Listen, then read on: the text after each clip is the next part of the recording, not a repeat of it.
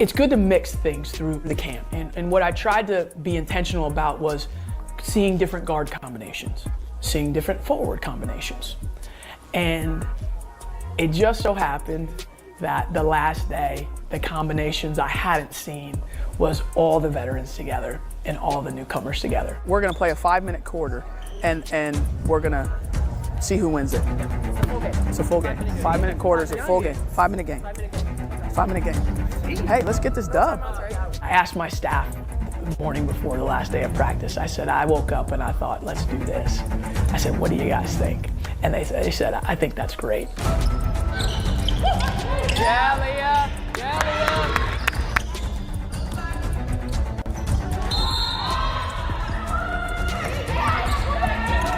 Leah. Good find, Steve. Good find, Steve. You thought Caitlin Clark's Team USA debut exploding was the headline. It wasn't. The real story began after the final buzzer, because the second that game ended, something subtle yet powerful shifted. The tone transformed. Before this debut, the language surrounding Clark was cautious. She's still adjusting. International play is different. Maybe next cycle?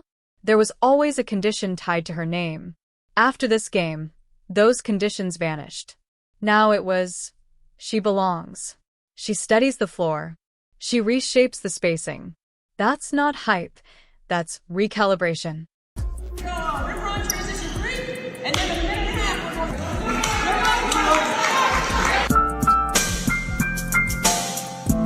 All right, let's just turn that down. I don't want to get a copyright strike on some music.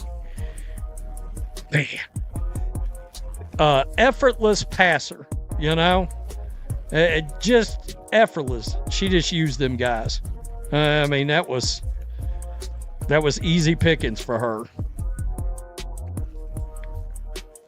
Kelsey, Plum, way downtown, Caitlin, boom.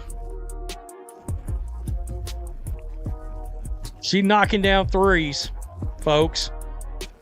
That's a great thing to see.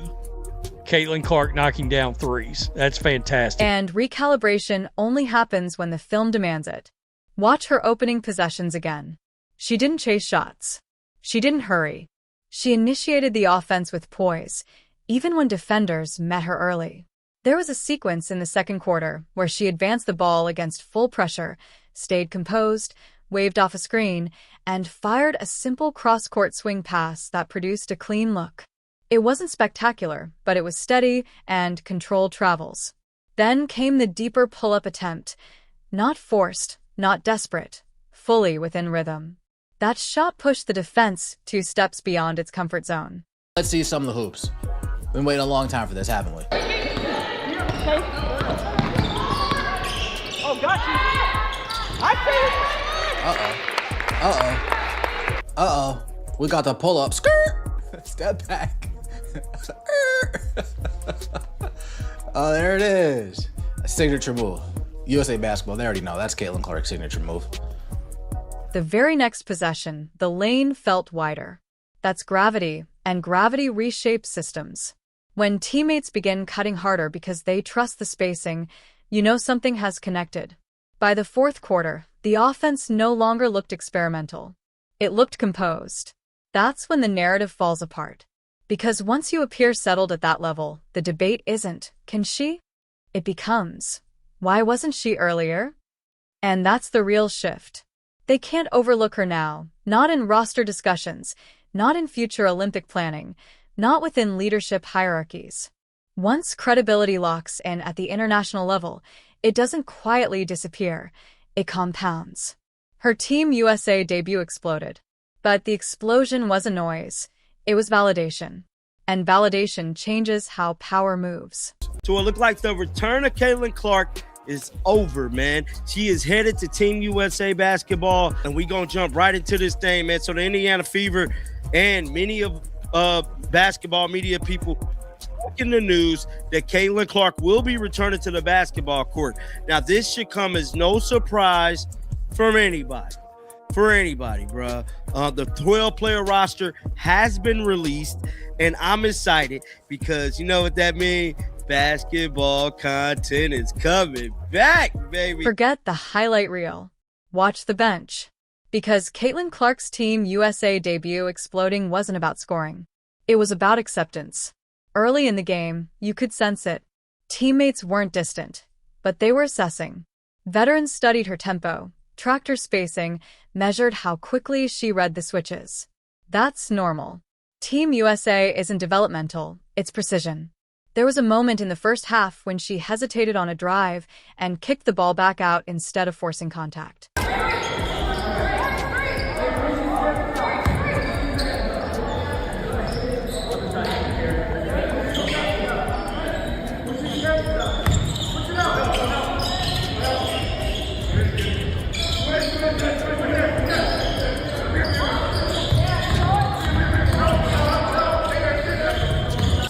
Only watching Caitlin Clark. Forget about the rest of the team. We all know who everybody's here for. Let's be honest. Let's be honest. We all know who everybody's here for. Number 17. Number 17. Hey, Nike. I'm telling you this right now, Nike. You better get something ready for that 17. You better be in the lab cooking for that number 17 over here on this Team USA. She's pretty good. This number 17, she's pretty darn good. That decision matters. Veterans respect restraint. Later, when she slipped a bounce pass into the post after pulling two defenders beyond the arc, you saw something shift. The bench reacted early, before the shot even dropped. That's anticipation. That's trust forming in real time. By halftime, the communication looked cleaner. Players were pointing out spots for her, not instructing her, adjusting around her. That's different. In the third quarter, after she spaced deep on the wing and forced a hard closeout, one of the veterans cut behind the defender and finished inside. The first person clapping on the bench? The player who had just scored. That's culture. By the fourth quarter, she wasn't a guest. She was woven in.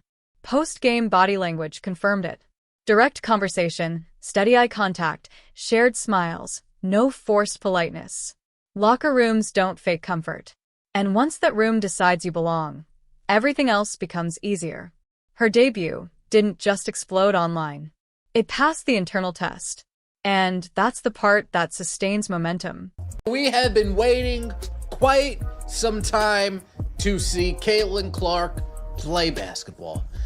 Not only take shots and shoot around, but actually go up against something that looks like competition in an actual, competitive environment. Not just shoot off a rack, not go 1v air, actually play some basketball.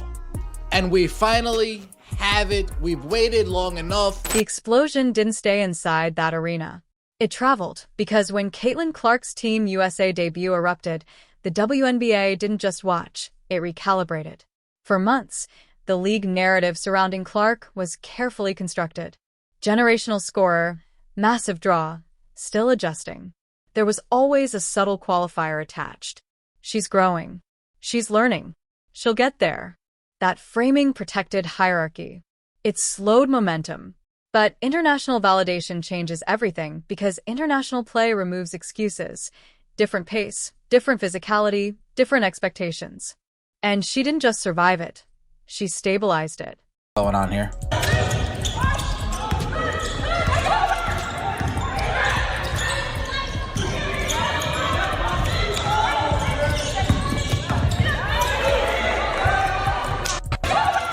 Yes, folks, that is Caitlin Clark in a defensive stance.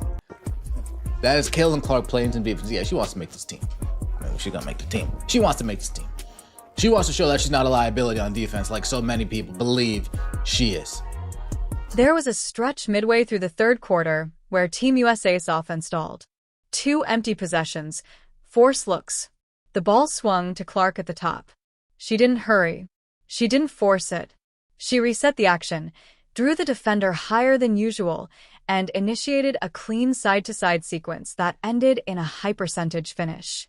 That's not highlight material, that's system control. Young here, Caitlin Clark there playing defense, Immediate inbound, and this is a play I'm really impressed by. Caitlin Clark, immediate inbound to Jackie Young, bam, bam, layup. And this is they're playing against Kelsey Plum here. So it's a good shot there, and it doesn't really matter. So Caitlin inbounds to Jackie Young, and there is, like, I mean this when I say this. If Jackie Young wants to come to Indiana, that is the only circumstance where I think it's acceptable for the Indiana Fever to say, you know what, we don't, not that we don't want Kelsey Mitchell, or that's the only time it's acceptable for the Fever to say, okay, Kelsey Mitchell's not the, not that she's not the priority, but, like, you know what, we have a better player, because Jackie Young is absolutely a better pair, like, is a better fit, seamless fit with Caitlin Clark. And system control is what league executives notice, because if a player can steady possessions under international pressure, she can steady attention under domestic pressure. That's portability. And portability is rare.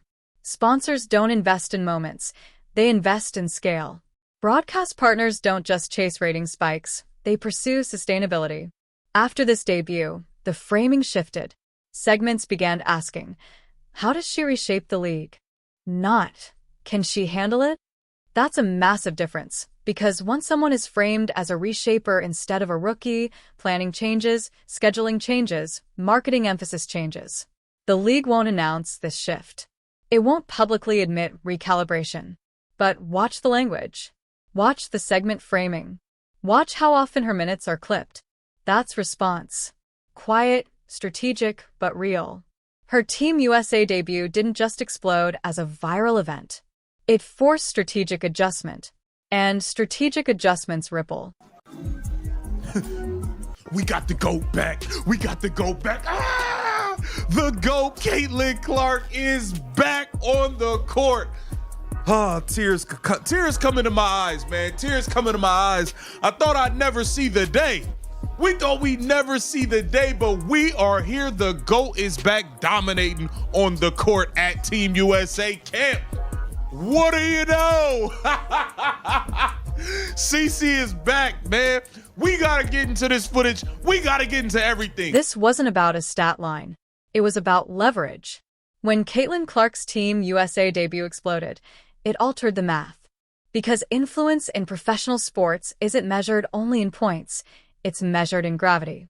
Audience gravity, conversation gravity, commercial gravity, and gravity compounds. Look at the metrics around her minutes. Engagement spikes, clip circulation widens, debate intensifies. That's audience pull. And audience pull directly impacts bargaining power. Let's get right into things. We have been patiently waiting. We only got 13 games last season. They strung us along all year and told us the girl was day-to-day, knowing the girl wasn't playing. Caitlin Clark is officially back. Uh-oh, SpaghettiOs. Oh, man, get this CBA deal done, man. She about to crush y'all this year. She gonna crush y'all this year. Look at Skinny CC back. The original Iowa CC look is back. Oh, man, on the Team USA court, jump shot looking pretty. Oh, them Kobe's is fire, too. Them Kobe's is fire. Yeah. Future CBA conversations will not ignore viewership growth. Future broadcast negotiations will not ignore audience concentration. Future endorsement structures will not ignore cross-platform portability. That's where the shift happens, not emotionally, but structurally. Because once Caitlin Clark proves she can carry interest across systems, WNBA, Team USA, international stage, she becomes infrastructure. Infrastructure players don't just fill roles, they shape revenue models.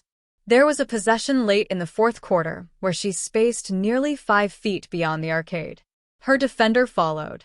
The paint cleared. A veteran cut.